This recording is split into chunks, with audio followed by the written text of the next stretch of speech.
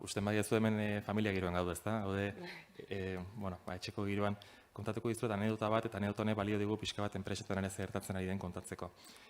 Lankide bat, garbitzaile bat, Juli, eta Juli euskaltegian euskara ikasten dabil momentu honetan, eta tokatu zaie pasadan astean atxotitzak, esaera zaharrak, refranak, bai, ikastea, eta nonbait irakasleak esan guztien, ikasteko moduriko berena da, praktikan ipintzea. Badakizue, hor badago esaera zahar bat, nola da, ez dina, ekinez egina, eta hori praktikan ipintzea. Eta orduan garbitzailea Juli, egunero goizero, etortzen da, ate joka, eta kaso egiten dit, euskeraz. Eta orduan, pasadan asteaz geroztik, egunero goizean, zuen pentsatu egoera, bulegoan egon, eta eta esaera zahar bat botatzen dizu. Claro, esaera zaharrak badauka bere efektua kontestuan barruan, ezta? Bere testu inguruan. Zu bulegoan bazaude hainbat gaietan eta batean botatzen dizu. Batzuk apuntatu ditutu bai momentu batean eta saiatuko naiz hauek uztartzen gero esan nahi zuenarekin, ezta? Eta batean, demagun, astelen goizean, aste santuko oporren bueltan esaten dizu.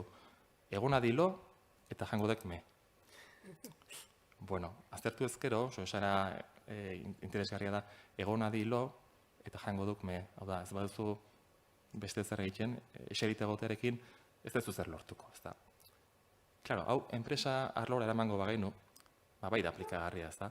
Enpresa zerri begira daude. Daude, txispa daukan persona bati begira, txispa hori begitan nabaritzen da segituan, bai. Ez eserita egotea, ez baizik eta mugitzen da norbait, aurretik gauzak egin dituen horiek kontatzeko gaitasuna daukana. Beraz, Julik neurri handi batean arrazoi du esaera honekin, ezta. Mugitu, probatu, eta gainera, astelenean hori botatzen dizu, baina aste artean bigarren esaldia botatzen dizu. Eta hauek benetakoa dira, hauek berak esandakoa dira. Aste artean zaudete, oraindik ere asteburuko resaka horrekin, eta esaten dizu bigarrengoan. Aurreak erakusten du atzea nola dantzatu. Aurreak erakusten du atzea nola dantzatu. Ez da dizutako inor badan dantzaria, baina Juli bada, eta hau esaten dizu. Eta orduan, lotzen duzu berriz ere honekin, ez da? Eta da, aurreak, hau da, lehendik egin duzun, guzti aurreak, zure esperientziak, soilik ikasketa akademikona, baizik eta egin dituzuen gauzak, elkarte bateko parte izan naiz, voluntario izan naiz irakasle, izan naiz monitore, izan naiz aventurero, horre guztiak erakusten dizu gero, bai, nola egin urrengo pausoak, ez da, beraz, aurrekoak erakusten dizu gero nola dantzatu, nola egin urrengo pausoak, beraz, beste ikasbide bat gehiago. Enpresak ere zer bilatzen dute, ez soilik kurrikulumari berari, baizik eta aurretik egin dituzuen gauza horietan, zer dagoen zuen kontatzeko, aportatzeko, ez da. Nik uste eta Reginak ere pentsatzeta hortik ongo dela, badaude hainbat gauza aman komunean eta habitako bada, bizitzaren esperientzia bera dela kontuan hartzen dena. Esperientzia horretan daude lan esperientziak, daude ikasketen esperientziak, nola ez? Baina beste batzuk ere. Orduan, nik uste enpresak horri behira badaudela. Eta azkeneko hau 3. esaldia botazian eta esan nion ez zala zuzena. Ea asmatzen duzun zergatik den. Eta da mundua musuzapi bada, esan zian. Gazteleraz itzulpena badakizu ezin dan. Esan nion, euskaraz ez dut uste itzulpen hori zuzena egitea dagonik, mundua musuzapi bada, baina segitu ulertu nion zer esan nahi zuen, ez da.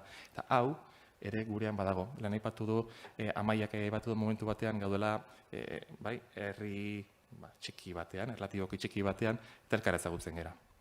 Eta bestela oso erraz daukagu elkar ezagutzeko baita ere. Hori, aukera bada. Hori baliatu dezakegu. Eta enpresen arloan ere baita ere. Hau da, hain txikiak izanik, baliatu behar deguna da, konfiantza hori sustatzeko. Eta txikitasun horretan, balore gehiago da, gertuko izatea, bertako izatea, euskaraz aritzea, eta euskaraz bizitzea eta lan egitea. Orduan, ikusten duzuen bezala, Julik, ez dago hemen, baina berak emateizkigu olako pista batzuk, ez da. Nik hoxe gomenatuko nizuek 3 arlo hauetan, batetik gauzak egitea eta hori kontatzeko nahi izatea, bril hori ikutzea begitan, bestetik, nolabait, bertako zerbaiti garrantzi ematea lehen aipatu dugu, euskaraz badakit, esango ez da euskaraz dakidanik, ez da, hori aipatu behar da, azpimarratu behar da, eta azkeneko baita ere oso txiki gerala, eta beraz, elkarra ezagutzeko aukera asko ditugula. Eskerrik asko Orlantz eta eskerrik asko Juliri. Urrengorako egoan, gonbidatu beharko dugu.